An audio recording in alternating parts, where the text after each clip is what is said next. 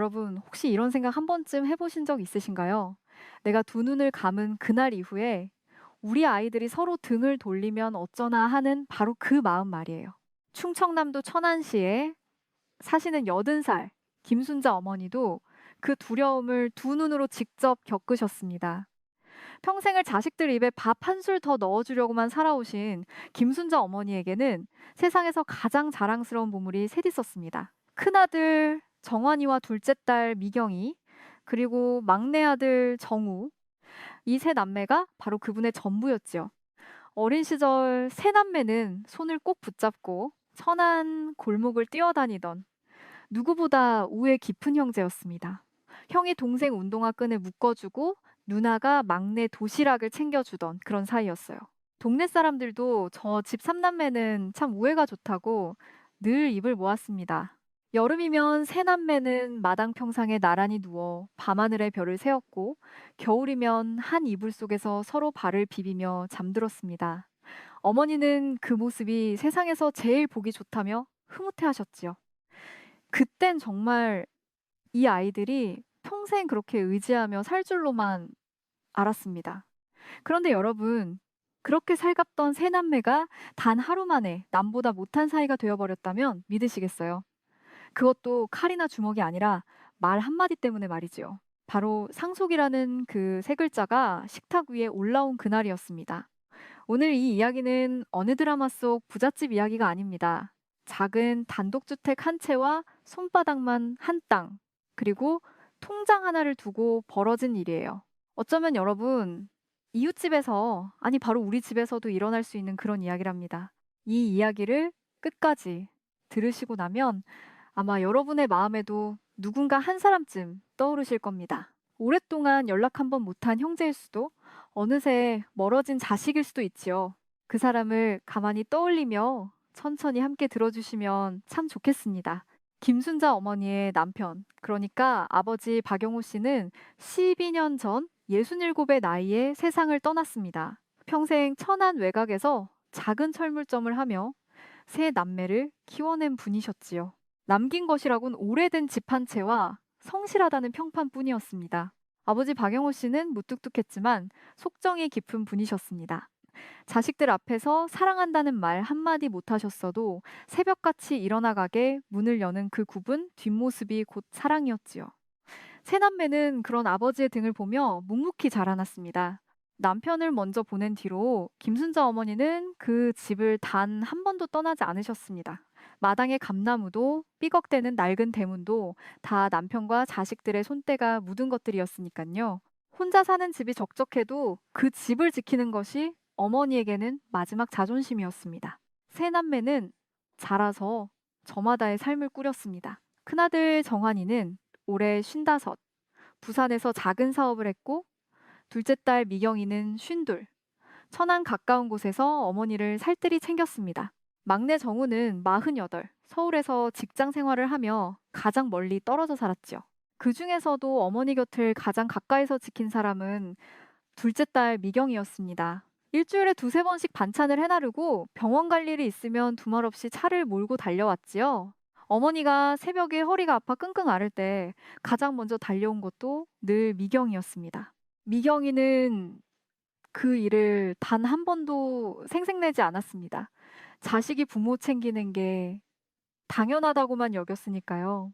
그저 어머니가 따뜻한 밥 한 끼 드시고 편히 주무시면 그걸로 마음이 놓인다고 했습니다. 여러분, 이런 딸 하나쯤 곁에 있으면 얼마나 든든할까요? 사실 미경이도 살림이 넉넉한 형편은 아니었습니다. 남편 벌이도 변변치 않고 키우는 아이들도 한창 돈 들어갈 나이였지요. 그런데도 어머니 약값이며 병원비를 단 한 번도 형제들에게 손 벌리지 않고 조용히 감당해 왔습니다. 그게 다 자식된 도리라면서요. 반면 큰아들 정환이는 부산에서 하던 사업이 몇 해 전부터 서서히 기울기 시작했습니다. 가게 임대료가 밀리고 여기저기 빌린 돈이 늘어가면서 마음이 점점 조급해졌지요.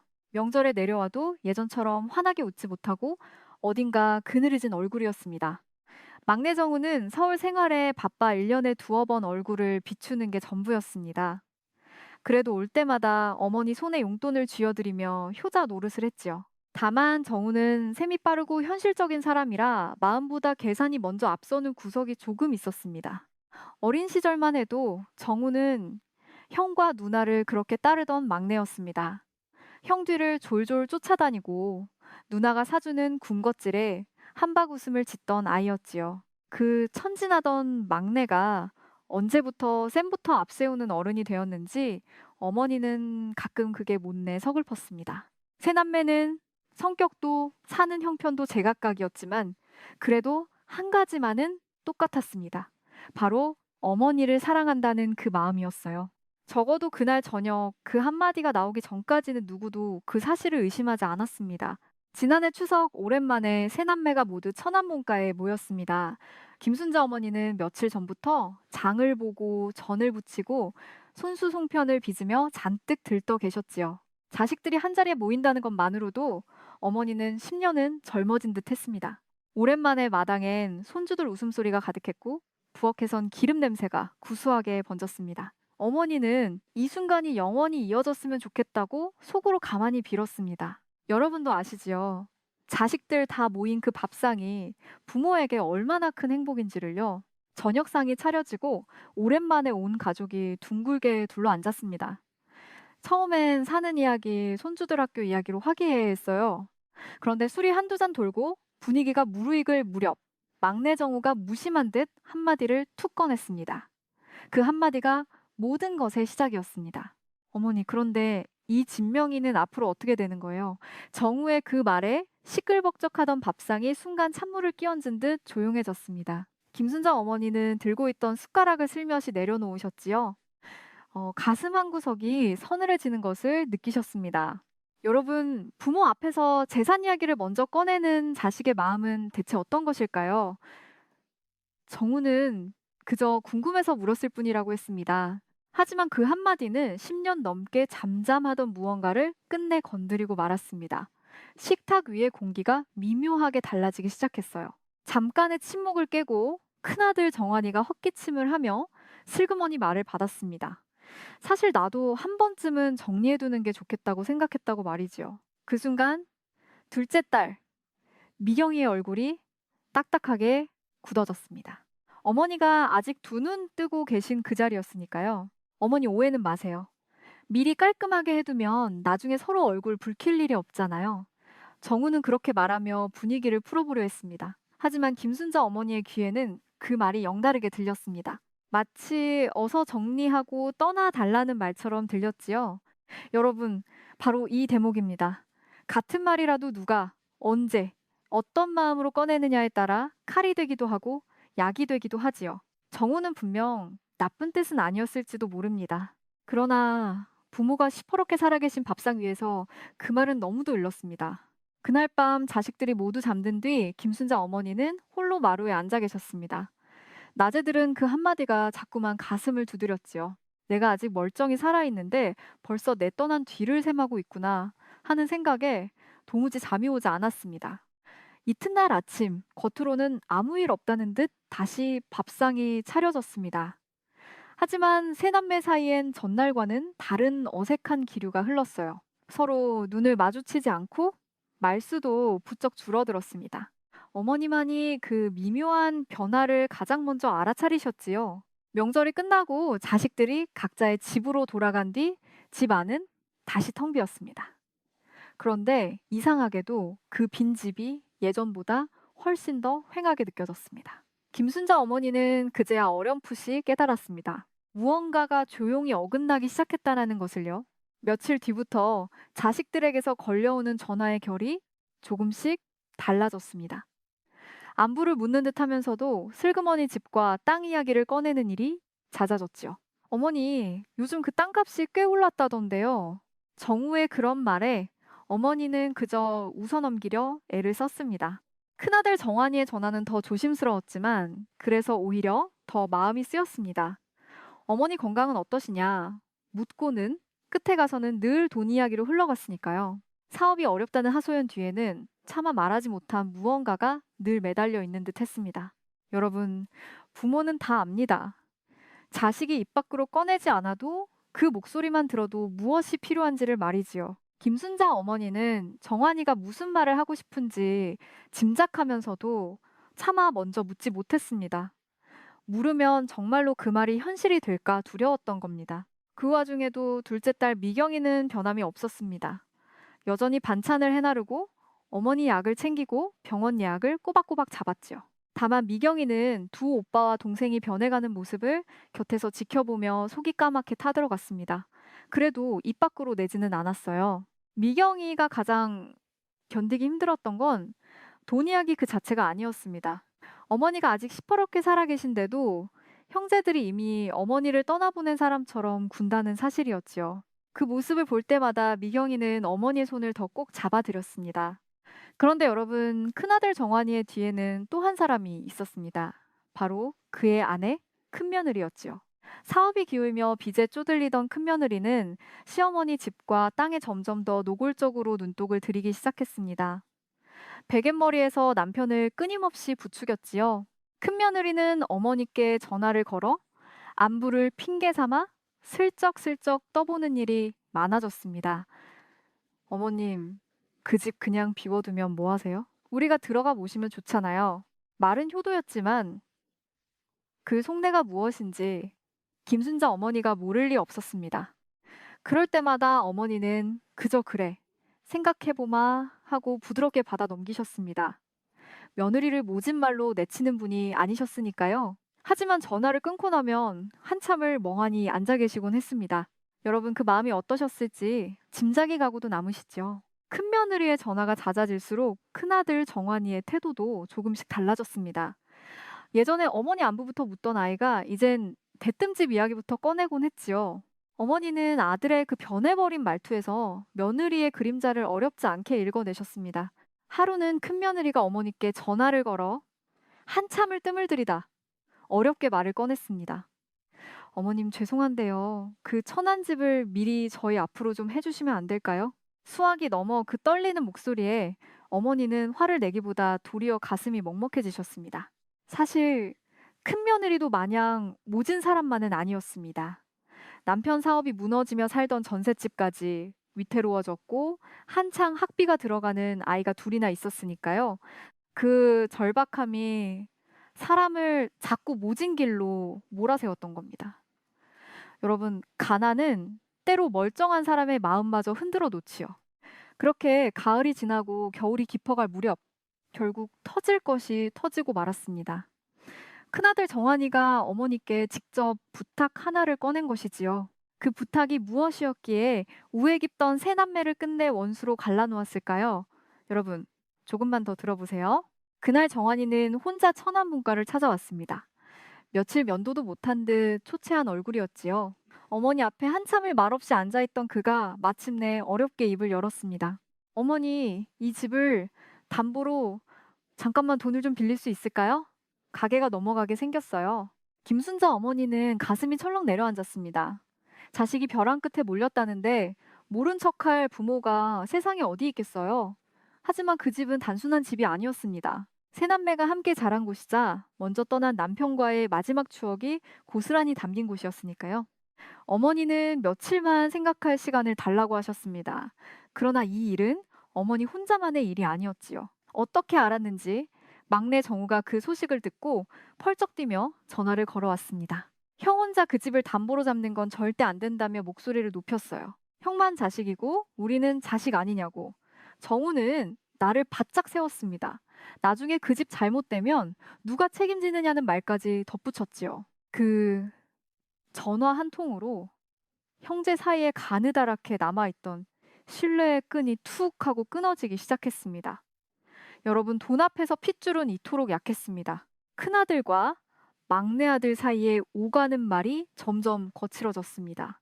처음엔 전화로, 나중에 문자로 서로를 향한 원망이 차곡차곡 쌓여갔지요. 형은 동생을 매정하다 했고 동생은 형을 욕심쟁이라 했습니다. 그 사이에서 어머니의 마음은 갈갈이 찢어졌습니다. 둘째 딸 미경이는 두 형제 사이에서 어쩔 줄을 몰랐습니다. 양쪽 모두 미경이에게 전화를 걸어 자기 편을 들어달라 했으니까요. 누나가 한마디만 해주면 형이 들을 거야. 누나, 정우 좀 말려줘. 미경이는 그 사이에서 숨이 막힐 지경이었습니다. 미경이가 조심스레 중재를 해보려 할 때마다 돌아오는 건 더 큰 의심뿐이었습니다. 너는 어머니랑 가까우니까 분명 뭔가 더 챙긴 거 아니냐는 말까지 나왔지요. 평생 어머니를 돌본 그 마음이 한순간에 입속이나 챙긴 사람으로 매도당하는 순간이었습니다. 여러분, 이 대목에서 가슴이 답답해지는 분들 많으실 겁니다. 가장 헌신한 사람이 가장 먼저 의심받는 일, 세상엔 참 흔하지요. 미경이는 그날 밤 어머니 몰래 마당에 나가 한참을 소리 죽여 울었습니다. 억울하다는 말조차 꺼내놓을 곳이 없었으니까요. 한 번은 막내 정우가 어머니께 통장과 도장이 어디 있느냐고 대놓고 물은 적이 있었습니다. 만에 하나 무슨 일이 생기면 자기가 관리해야 하지 않겠느냐면서요. 그 말에 김순자 어머니는 한동안 아무 대답도 하지 못하셨습니다. 그저 가슴만 먹먹해졌지요. 그 일이 알려지자 큰아들 정환이가 또 발끈했습니다. 통장은 장남인 내가 맞는 게 순리 아니냐며 동생과 또 한바탕 부딪힌 것이지요. 어머니가 두 눈 뜨고 살아계신데 자식들은 벌써 그 통장 하나를 두고 팽팽한 신경전을 벌이고 있었습니다. 한 번은 막내 정우가 누나에게 이런 말까지 했습니다. 누나가 어머니 곁에 그렇게 붙어 있는 거 결국 다 속셈이 있어서 그런 거 아니냐고요? 그 말을 들은 미경이는 그 자리에서 그만 얼어붙고 말았습니다. 평생의 헌신이 단 한마디에 짓밟히는 순간이었지요. 형제 간의 다툼이 좀처럼 가라앉지 않자 막내 정우가 결국 일을 키우고 말았습니다. 혼자서 변호사 사무실을 찾아간 것이지요. 상속이라는 게 법으로 따지면 어떻게 되는 건지 미리 알아두겠다는 거였습니다. 그리고 그 방문이 불씨에 기름을 부었습니다. 여러분, 여기서 잠깐 짚고 넘어갈 이야기가 있습니다. 요즘 우리나라에서 상속을 둘러싼 다툼이 정말 많이 늘었다고 합니다. 예전엔 텔레비전 속 재벌집 이야기인 줄로만 알았던 일이 이제는 평범한 보통 가정의 일이 되어버렸죠. 법원에 접수되는 상속재산 다툼과 유류분 청구 사건이 지난 10년 사이에 거의 3배 가까이 늘었다고 합니다. 더 놀라운 건 그 다툼의 대부분이 1억 원도 채 안 되는 재산을 두고 벌어진다는 사실이에요. 결국 큰돈이 아니라 마음의 문제였던 겁니다. 전문가들은 이런 다툼이 앞으로 10년, 20년은 더 늘어날 거라고 내다봅니다. 평생 고생의 집 한 채 마련한 부모 세대가 노년에 접어들면서 그 재산을 물려주는 과정에서 갈등이 불거진다는 것이죠. 김순자 어머니의 집도 결코 예외가 아니었습니다. 그런데 정우가 만난 변호사가 뜻밖의 이야기를 들려주었습니다. 재작년 봄 헌법재판소의 결정을 시작으로 상속에 관한 법이 조금씩 바뀌어가고 있다는 것이지요. 그중 하나가 바로 유류분, 그러니까 자식들이 최소한으로 보장받는 몫에 관한 규정이었습니다.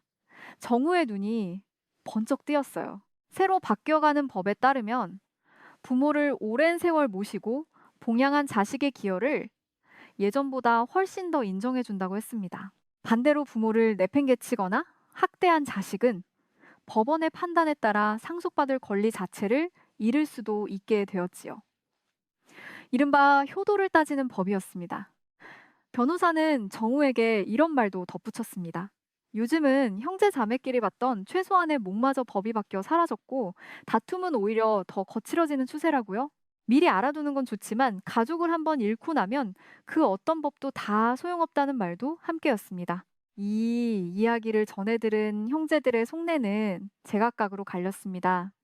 큰아들 정환이는 그렇다면 어머니를 모신 사람이 누구냐를 따지기 시작했고, 막내 정우는 그래도 법대로 똑같이 나눠야 한다며 맞섰지요. 그리고 그 모든 셈에서 정작 미경이의 헌신은 쏙 빠져 있었습니다. 김순자 어머니는 자식들이 변호사를 들먹이기 시작했다는 말을 전해 듣고 그 자리에 털썩 주저앉으셨습니다. 내 새끼들이 어쩌다 법 이야기를 입에 올리게 됐을까? 그 충격은 말로 다 할 수 없었지요. 여러분, 부모에게 이보다 더 가슴 아픈 일이 또 있을까요? 어머니는 그날 이후로 부쩍 말수가 줄고 입맛을 잃으셨습니다. 미경이가 끓여온 죽도 몇 술 뜨다 많은 날이 많아졌지요. 자식들이 미워서가 아니었습니다. 그저 평생 믿어온 무언가가 무너져 내리는 것을 두 눈으로 지켜봐야 하는 게 견디기 힘들었던 겁니다. 세 남매는 이제 같은 자리에 모이는 것조차 피하게 되었습니다. 명절에도 서로 시간을 어긋나게 맞춰 본가를 다녀갔지요. 한 집에서 자란 형제가 한 밥상에 앉기를 꺼리게 되다니 김순자 어머니는 그 광경을 도무지 믿을 수가 없었습니다. 마치 남의 집일 같았어요. 그 모든 다툼을 가장 마음 아프게 지켜본 건 어쩌면 어린 손주들이었는지도 모릅니다.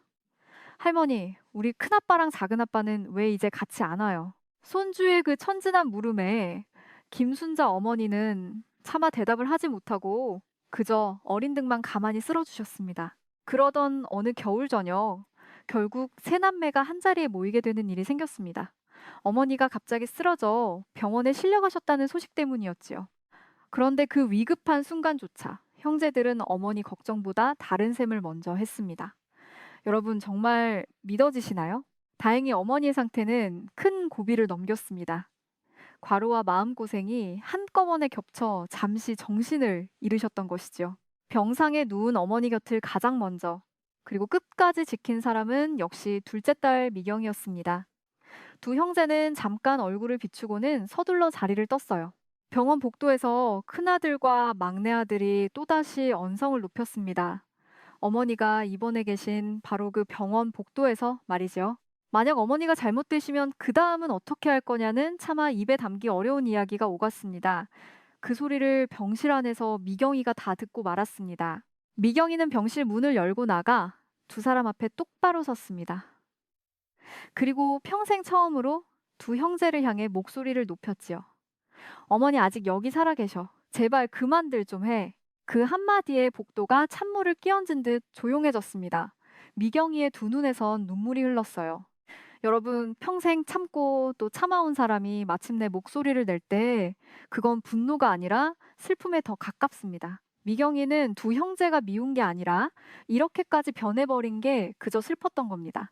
한때 손잡고 골목을 뛰던 그 아이들은 다 어디로 간 걸까요?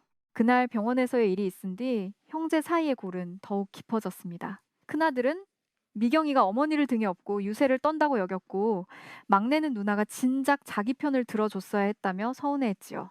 어느새 미경이마저 다툼의 한복판에 서 있었습니다. 퇴원하신 어머니는 집으로 돌아와 한동안 자리에서 일어나지 못하셨습니다. 그 곁을 지키는 건 변함없이 미경이뿐이었지요. 밤마다 어머니의 식은땀을 닦고 약을 챙기고 손발을 정성껏 주물러 드렸습니다. 두 형제는 전화로 안부만 물을 뿐 좀처럼 내려오지 않았어요. 어머니가 다시 입원하셨을 때 미경이는 두툼한 병원비 고지서를 받아들고 잠시 망설였습니다. 그러나 이내 형제들에게 알리는 대신 자기 적금을 조용히 헐어 그 돈을 마련했지요. 어머니 걱정 마세요. 다 됐어요. 그 환한 웃음 뒤에 감춰진 한숨을 어머니만은 어렴풋이 아셨습니다. 여러분, 사람의 진심은 위기의 순간에 비로소 드러나는 법입니다. 평소엔 효자 소리 듣던 막내도 책임감 강하던 큰아들도 정작 어머니가 가장 아플 때는 곁에 없었지요. 그리고 묵묵히 그 빈자리를 메운 건 늘 그 자리에 있던 둘째 딸 미경이었습니다. 몸이 조금씩 회복되면서 김순자 어머니는 많은 것을 곰곰이 되짚어 보셨습니다. 누가 진짜 내 곁을 지켰는지, 누가 입으로만 효도를 말했는지를요. 어머니는 자식들 누구도 미워하지 않으려 애쓰셨습니다. 다만 마음 깊은 곳에서 무언가가 단단히 정리되고 있었지요. 하루는 미경이가 어머니 머리맡에서 깜빡 잠이 든 적이 있었습니다. 며칠을 제대로 못 잔 탓이었지요. 그 모습을 가만히 바라보던 어머니의 눈가가 촉촉해졌습니다. 미안하다. 그리고 정말 고맙다. 어머니는 잠든 딸의 손을 가만히 쓸어주며 속으로 되뇌었습니다. 그 무렵 어머니는 밤마다 오래된 사진첩을 꺼내보는 버릇이 생기셨습니다. 세 남매가 환하게 웃고 있는 빛바랜 사진들을 한 장 한 장 넘기면서요. 이 아이들이 분명 여기 있었는데 다 어디로 가버린 걸까? 그 사진 속 웃음이 어머니께는 너무도 멀게만 느껴졌습니다. 한편 큰아들과 막내아들의 다툼은 끝내 변호사와 서류까지 오가는 지경에 이르렀습니다. 막내 정우가 미리 자기 몫을 분명히 해두자며 내용 증명이라는 것을 보낸 것이지요. 그 종이 한 장이 본가에 도착한 날 김순자 어머니의 손이 부들부들 떨렸습니다. 아직 부모가 시퍼렇게 살아있는데 자식이 보낸 그 차가운 서류라니요. 어머니는 그 종이를 차마 끝까지 읽지 못하고 서랍 깊숙이 넣어버렸습니다. 그리고 그날 밤 먼저 떠난 남편의 사진 앞에서 오래도록 우셨습니다. 여보, 내가 자식 농사를 잘못 지었나 봐요. 결국 김순자 어머니는 큰 결심을 하셨습니다. 이대로 두면 자식들이 정말 영영 갈라서겠다 싶으셨던 거지요. 어머니는 세 남매를 모두 본가로 불러 모았습니다. 더 늦기 전에 어미 입으로 직접 할 말이 있다고 하셨어요. 여러분, 그 자리는 과연 어떻게 흘러갔을까요? 오랜만에 세 남매가 다시 한 밥상에 둘러앉았습니다. 그러나 1년 전 그 화목하던 추석 밥상과는 너무도 달랐지요. 서로 눈도 마주치지 않고 공기는 살얼음판 같았습니다. 어머니는 그 얼어붙은 자식들의 얼굴을 하나하나 천천히 바라보셨습니다. 얘들아, 어미가 너희한테 물려줄 게 그렇게도 대단한 거였니? 김순자 어머니의 그 한마디에 세 남매는 약속이나 한 듯 고개를 푹 숙였습니다. 이 집도 저 땅도 다 너희 행복하라고 모은 거였는데 그게 어쩌다 너희를 갈라놓는 칼이 되어버렸구나. 어미는 말이다. 너희 셋이 다시 손잡고 웃는 모습 한 번만 보면 더 바랄 게 없다. 그 재산 차라리 다 없어져도 좋으니 너희만 예전으로 돌아오너라. 어머니의 떨리는 목소리에 둘째 딸 미경이가 먼저 흐느꼈습니다. 그러나 두 형제의 굳은 표정은 쉽게 풀리지 않았어요. 바로 그때 막내 정우가 자리에서 벌떡 일어났습니다. 어머니, 솔직히 말씀하세요. 그래서 이 집은 대체 누구 줄 거예요? 그 한마디에 어머니의 얼굴이 하얗게 질렸습니다. 큰아들 정환이도 질세라 목소리를 높였고 밥상은 순식간에 아수라장이 되었죠. 형이 사업 말아먹은 거 왜 어머니 집으로 메우려고 해? 너야말로 그동안 코빼기도 안 비치다가 이제 와서 무슨 권리야? 두 형제의 고함이 좁은 마루를 가득 채웠습니다. 그 사이에서 미경이는 제발 그만하라며 두 사람을 뜯어 말렸지만 아무 소용이 없었지요. 보다 못한 김순자 어머니가 상을 탁 하고 내리치셨습니다. 그만들 해라. 어미 앞에서 이게 대체 무슨 짓이냐? 평생 큰 소리 한 번 안 내시던 어머니의 그 외침에 마루가 일순 조용해졌습니다. 그러나 이미 깨진 그릇은 다시 붙일 수가 없었습니다. 그 난리통에 어린 손주가 울음을 터트리며 마루로 뛰어나왔습니다. 할머니 울지 마. 아빠들 제발 싸우지 마. 그 자꾸 떨리는 목소리에 어른들은 잠시 멈칫했지만 이미 돌이키기엔 너무 멀리 와버린 뒤였지요. 여러분, 그 어린 눈에 비친 어른들의 모습은 어땠을까요? 막내 정우는 그 길로 신발을 신고 집을 나가버렸습니다. 큰아들 정환이도 한참을 앉아 있다가 무거운 발걸음으로 떠났지요. 마당의 대문이 쾅 하고 닫히는 그 소리가 어머니에겐 마치 한 시대가 끝나는 소리처럼 들렸습니다. 그렇게 그 밥상은 끝이 났습니다. 그날 이후로 세 남매는 정말로 서로 연락을 뚝 끊었습니다. 형은 동생 전화를 받지 않았고 동생은 형 이름을 입에 올리지 않았지요. 명절이 와도 어머니 생신이 와도 한자리에 모이는 일은 두 번 다시 없었습니다. 우애 깊던 삼남매가 끝내 남보다 못한 사이가 된 것입니다. 가장 견디기 힘든 사람은 역시 김순자 어머니였습니다. 자식이 셋이나 되는데도 집은 언제나 텅 비어 있었으니까요. 마당에 감나무에 감이 빨갛게 익어도 그걸 함께 따먹을 사람이 없었습니다. 여러분, 이보다 더 쓸쓸한 노년이 세상에 또 있을까요? 명절 연휴, 텔레비전에선 온 가족이 모여 환하게 웃는 광고가 흘러나왔습니다. 김순자 어머니는 그 화면을 한참 바라보다 조용히 텔레비전을 꺼버리셨지요. 남들 다 모인다는 그날, 어머니의 밥상엔 수저 두 벌만이 덩그러니 놓여 있었습니다. 미경이와 어머니, 단둘뿐이었어요. 그래도 어머니는 자식들이 오지 않는 날에도 습관처럼 새 남매가 좋아하던 반찬을 만드셨습니다. 정환이가 좋아하던 갈치조림, 미경이가 좋아하던 호박전, 막내 정우가 좋아하던 계란말이까지요. 다 차려놓고 텅 빈 밥상을 한참 바라보다 어머니는 끝내 수저를 들지 못하셨습니다. 그래도 단 한 사람, 둘째 딸 미경이만은 변함없이 어머니 곁을 지켰습니다. 형제들이 다 등을 돌린 그 빈자리를 혼자 다 메우면서도 미경이는 단 한 번도 어머니께 형제들 험담을 하지 않았지요. 오히려 오빠도 동생도 다 사정이 있을 거라며 어머니를 다독였습니다. 한편 서울의 막내 정우는 그 무렵 책상 위에 놓인 가족 사진을 애써 엎어두고 지냈습니다. 사진 속 환하게 웃는 식구들과 눈이 마주치는 게 영 불편했으니까요. 나는 잘못한 게 없어. 그저 정당한 내 권리를 따졌을 뿐이야. 정우는 그렇게 스스로를 다독이며 마음의 빗장을 더 굳게 걸어 잠갔습니다. 그러나 야근을 마치고 불 꺼진 빈집에 돌아오는 밤이면 정우의 마음 한구석이 자꾸만 시려왔습니다. 어머니 생신에도 명절에도 혼자인 그 정막이 영낯설었던 거지요. 누나가 끓여주던 김치찌개 냄새가 문득 그리워질 때마다 정우는 애써 고개를 내저으며 그 마음을 외면했습니다. 그렇게 시간이 흐르던 어느 날 뜻밖의 소식이 들려왔습니다. 큰아들 정환이의 사업이 결국 완전히 무너졌다는 것이었지요.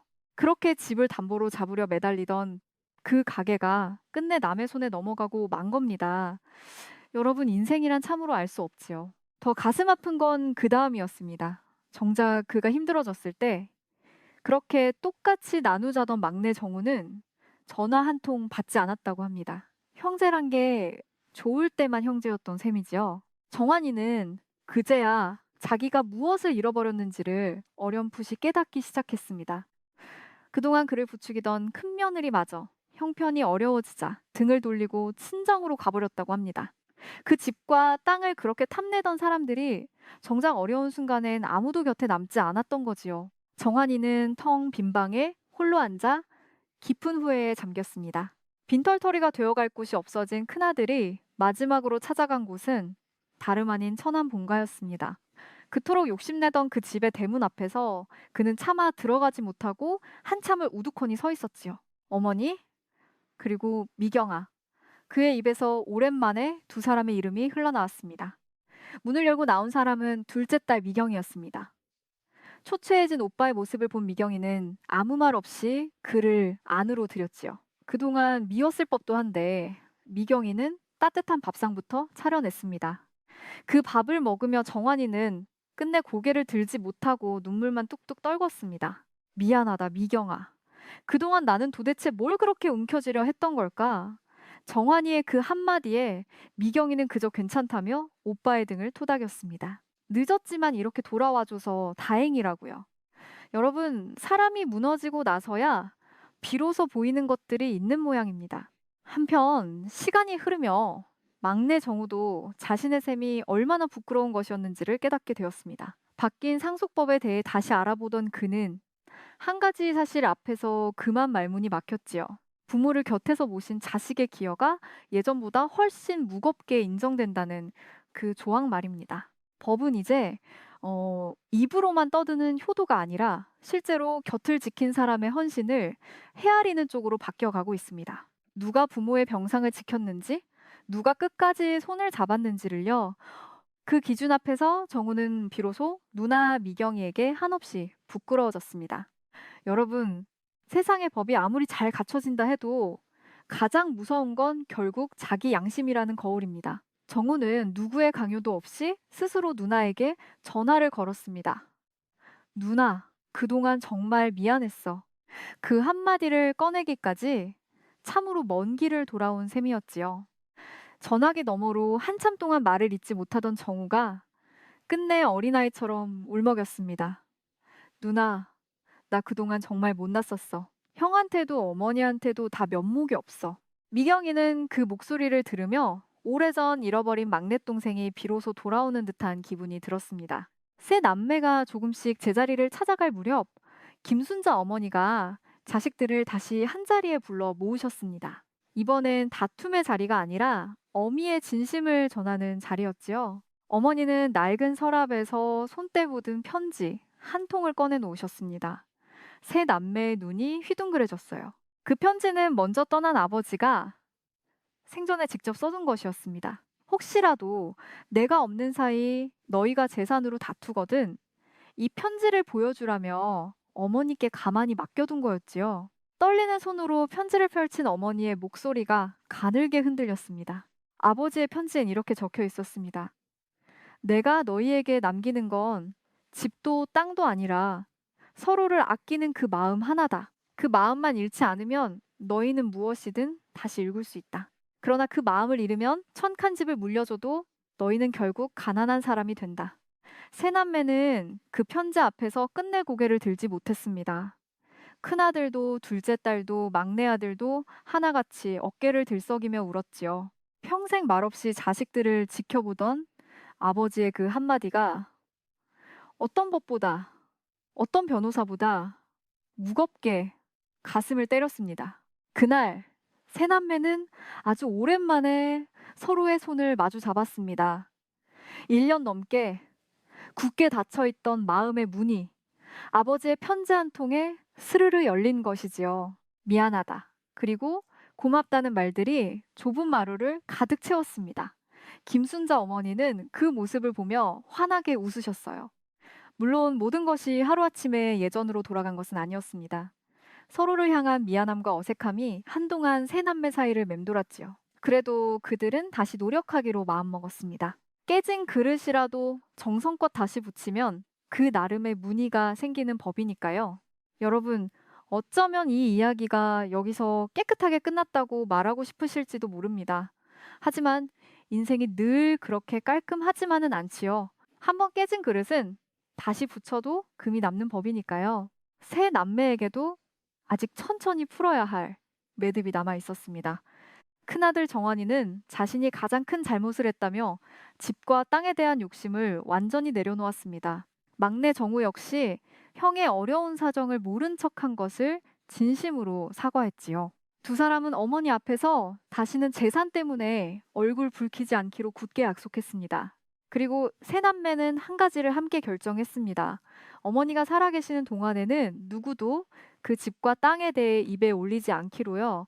그저 어머니가 편안하고 행복하게 여생을 보내시는 것. 그것이 자식된 도리의 전부라는 걸 뒤늦게야 깨달은 겁니다. 두 형제는 또한 누나 미경이에게 진심으로 깊이 고개를 숙였습니다. 그동안 우리가 다 외면한 자리를 너 혼자서 다 짊어졌구나. 정말 미안하고 정말 고맙다. 평생 생색 한 번 안 내던 미경이는 그 말에 그저 눈물만 흘렸지요. 비로소 그 오랜 헌신이 빛을 본 순간이었습니다. 여러분, 가장 묵묵히 사랑한 사람이 가장 늦게라도 마침내 인정받는 것. 어쩌면 그것이 우리가 이런 이야기를 들으며 마음 깊이 바라는 일인지도 모르겠습니다. 미경이의 그 오랜 헌신은 결국 헛되지 않았습니다. 가족이라는 이름으로 그렇게 따뜻하게 보답받았으니까요. 그 후로 천안의 그 오래된 집에는 다시 웃음소리가 돌아왔습니다. 명절이면 새 남매가 손주들을 데리고 모여 마당에 감을 함께 땄지요. 김순자 어머니는 그 풍경을 바라보며 이제야 마음 놓고 눈을 감을 수 있겠다고 하셨습니다. 물론 아주 먼 훗날의 이야기지요. 이듬해 어머니 생신날, 새 남매는 아주 오랜만에 한 밥상에 다시 둘러 앉았습니다. 1년 전 그 살얼음판 같던 밥상이 아니라 웃음꽃이 활짝 피어나는 밥상이었지요. 김순자 어머니는 그날 받은 미역국 한 그릇이 평생 받은 그 어떤 선물보다 값졌다고 하셨습니다. 여러분, 이 이야기를 들으시면서 어떤 마음이 드셨나요? 혹시 우리 집 이야기 같다며 가슴 한구석이 서늘해지신 분도 계실 겁니다. 부모 자식 사이, 형제 사이가 돈 앞에서 흔들리는 일은 결코 남의 일이 아니니까요. 누구도 자신 있게 장담할 수 없는 일이지요. 많은 분들이 김순자 어머니와 비슷한 두려움을 가슴 깊이 품고 살아가십니다. 내가 떠난 뒤에 자식들이 다투면 어쩌나 하는 바로 그 걱정 말이에요. 그 마음 충분히 이해합니다. 평생을 자식 위에 살아오신 분들이니 마지막까지 자식 걱정인 게 어쩌면 당연하지요. 하지만 여러분, 이 이야기가 우리에게 조용히 들려주는 건 단 하나인 듯 합니다. 재산은 나누면 줄어들지만 마음은 나눌수록 오히려 커진다는 것이지요. 자식들에게 무엇을 남길지 고민하기 전에 어떤 마음을 물려줄지 먼저 생각해 보면 어떨까요? 그저 조심스레 건네는 말입니다. 어떤 분들은 그렇게 속을 썩인 자식은 차라리 인연을 끊는 게 낫다고 하실지도 모릅니다. 또 어떤 분들은 그래도 피부친데 끝까지 품어야 한다고 하시겠지요. 무엇이 옳다 그르다 저는 감히 말하지 못하겠습니다. 그저 각자의 마음이 시키는 대로일 테니까요. 그리고 혹시 지금 형제와 혹은 부모 자식 사이에 작은 서운함을 품고 계신 분이 있으시다면요. 너무 늦기 전에 먼저 손을 한번 내밀어 보시는 건 어떨까요? 김순자 어머니네 세 남매처럼 다 깨지고 나서야 깨닫는 일은 너무도 아프니까요. 여러분의 오늘이 늦지 않기를 바랍니다. 오늘 김순자 어머니와 세 남매의 이야기가 여러분의 마음에 작은 울림 하나로 남았다면 참 좋겠습니다. 멀리 있는 가족에게 오늘 안부 전화 한 통 드려보시는 건 어떨까요? 별일 없냐는 그 한마디가 어쩌면 누군가에겐 큰 위로가 될 테니까요. 이 긴 이야기를 끝까지 함께 해주신 여러분, 진심으로 고맙습니다. 혹시 오늘 이 이야기를 들으며 떠오른 분이 한 분이라도 계셨다면 오늘 그분께 따뜻한 말 한마디 건네보시면 어떨까요? 그 작은 한마디가 식어가던 마음을 다시 데워줄지도 모르니까요. 그리고 여러분은 지금 어느 동네에서 이 이야기를 듣고 계신가요? 부천에서, 부산에서, 또 멀리 울산이나 진주, 양산에서 함께 해주시는 한 분 한 분이 저에게는 더없이 소중한 벗입니다. 댓글로 살며시 지금 계신 곳 인사 한마디 남겨주시면 참 반갑겠습니다. 다음에도 마음을 따뜻하게 데워줄 이야기로 다시 찾아뵙겠습니다. 오늘 하루도 부디 평안하시고 늘 건강하셔야 합니다. 끝까지 귀 기울여 들어주신 여러분 정말 고맙습니다. 그럼 우리 다음 이야기에서 또 만나요.